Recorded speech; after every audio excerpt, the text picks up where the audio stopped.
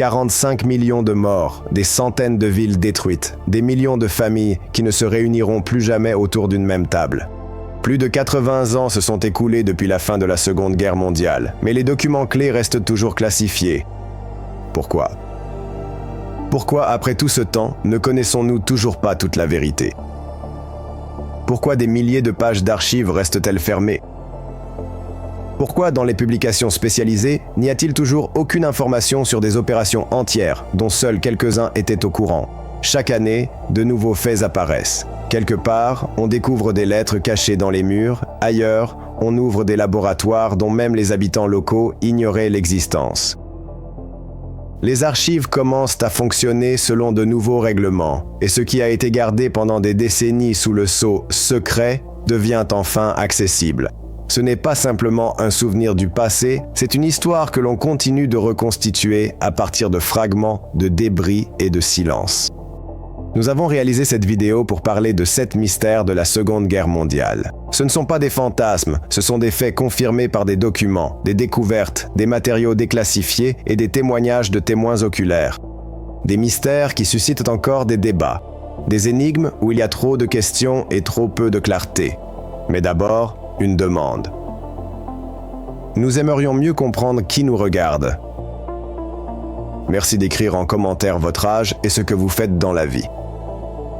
Cela nous aidera à rendre les vidéos plus précises et intéressantes, spécialement pour vous. Dans les montagnes de Silésie, les nazis ont construit un complexe souterrain.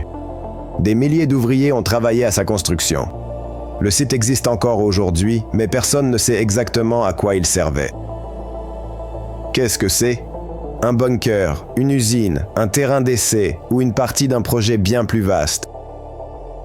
C'est précisément par là que nous allons commencer. À partir de l'automne 1943, dans les montagnes de Silésie, les nazis ont commencé la construction d'un complexe sous le nom de code Riese. Cela signifie « géant ». Les travaux étaient menés dans des conditions de secret absolu. Le projet comprenait 7 sites distincts creusés dans la roche. Tous les tunnels et les salles étaient construits à la main, jour et nuit, dans des conditions difficiles. La majorité des ouvriers étaient des prisonniers des camps de concentration.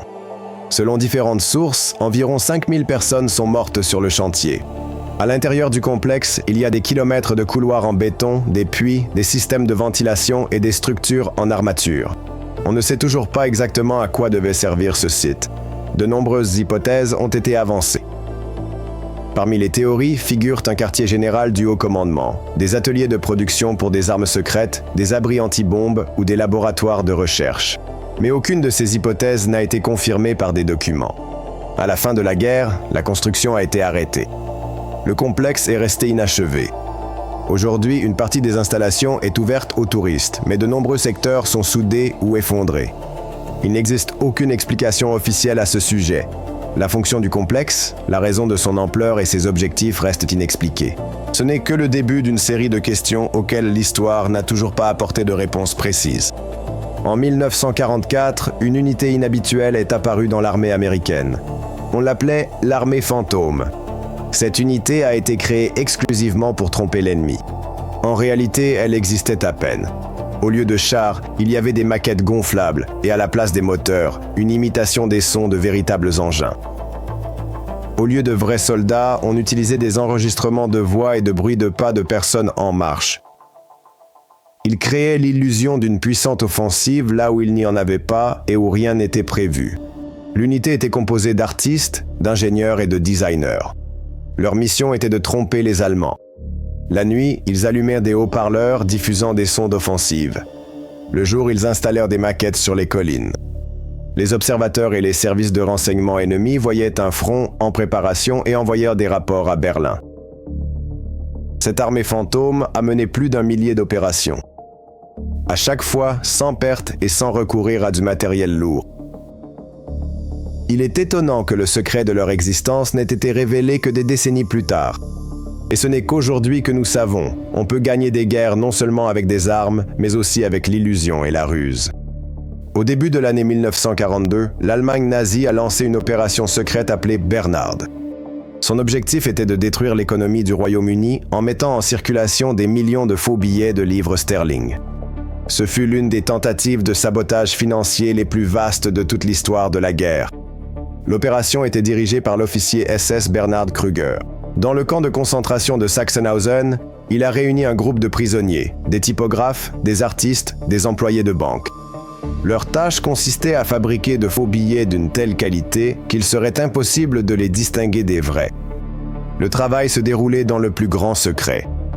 À la moitié de la guerre, des dizaines de milliers de billets étaient imprimés chaque mois. L'argent contrefait servait à financer des opérations de renseignement et à soudoyer des agents dans les pays neutres. Une partie des billets devait être larguée au-dessus du Royaume-Uni afin de provoquer l'inflation et de saper la confiance dans la livre sterling. Mais cette étape n'a jamais été atteinte. À la fin de la guerre, les nazis ont tenté d'effacer les traces de l'opération. Le matériel et les stocks de faux billets ont été immergés dans des lacs autrichiens. Cependant, une partie des contrefaçons a tout de même circulé. La Banque d'Angleterre a été contrainte de retirer les anciens billets et de renouveler entièrement le design de la livre sterling. L'opération Bernhard est restée l'une des tentatives les plus audacieuses de guerre économique. Son ampleur est restée secrète pendant longtemps. Ce n'est que des décennies plus tard que des détails ont été révélés, montrant jusqu'où les nazis étaient prêts à aller pour tenter de changer le cours de la guerre. Parmi tous les crimes de la Seconde Guerre mondiale, l'histoire de l'unité japonaise 731 occupe une place particulière. Officiellement, il s'agissait d'une division de l'armée impériale chargée des questions sanitaires et épidémiologiques. En réalité, c'était un centre de développement d'armes biologiques. En ce lieu, des milliers de personnes sont devenues les victimes d'expériences cruelles. Depuis la fin des années 30, un complexe fermé fonctionnait sur le territoire de la Mandchourie occupée, dans la région de la ville de Pingfan.